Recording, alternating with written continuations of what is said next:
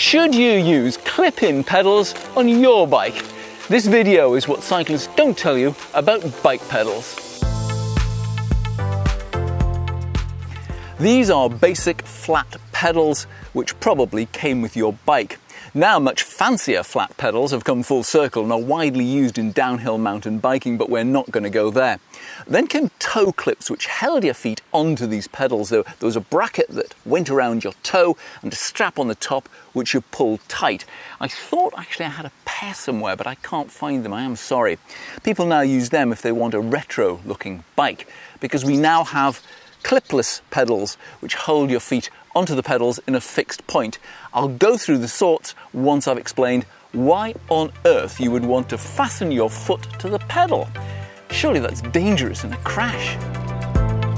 Well, yes it is, and we have all done it, but the benefits usually outweigh that risk, because when set up correctly, it's easy to unclip and put your foot down. When correctly adjusted, your feet are held in the biomechanical sweet spot, giving you the most power and the least chance of pain or injury. It's not, as many people think, so you can pull up on the pedals on the hills.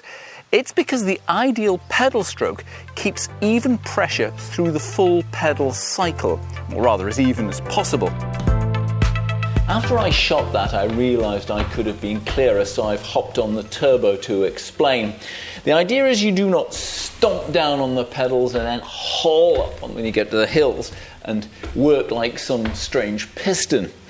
The way it's more often described, the ideal pedal stroke, and I'm not saying I have one, is that it's more like scraping something off the sole of your shoe. That's the usual way most people explain it.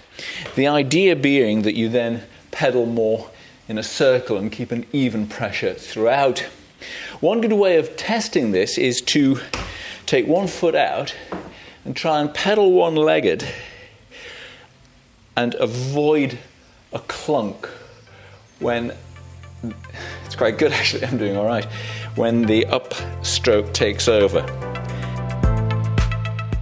When you start with clipless pedals, most people go for SPDs, Shimano Pedaling Dynamics. On most pedals you can connect on either way up, so they are easy to get in.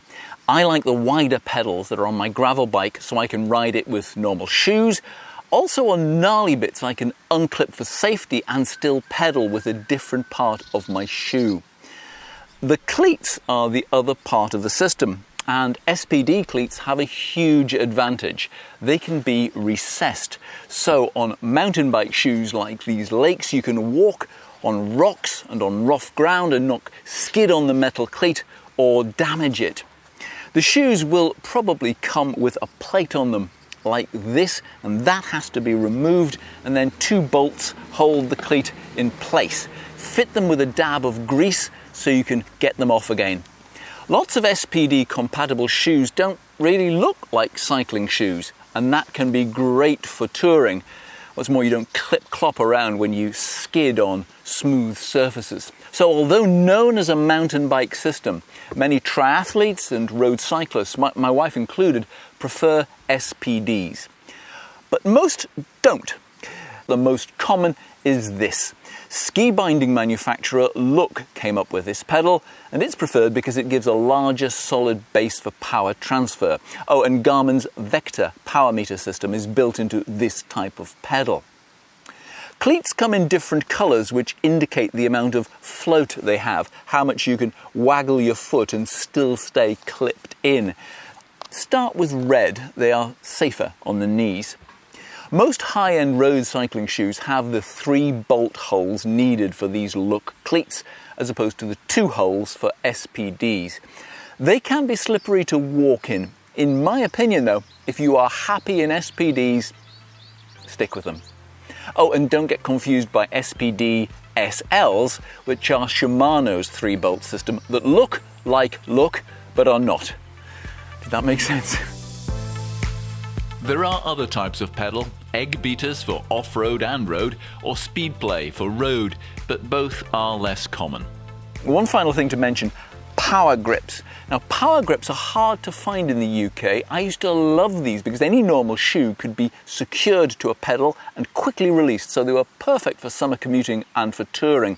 They were a strap that went diagonally across the pedal. You'd angle your foot in sideways to put it in, straighten it, and you were held tight. And they were easy to twist out too. I haven't had a pair for years, but they might suit you if you are commuting. I rode the Santiago Pilgrim route 30 years ago using them, and they were excellent.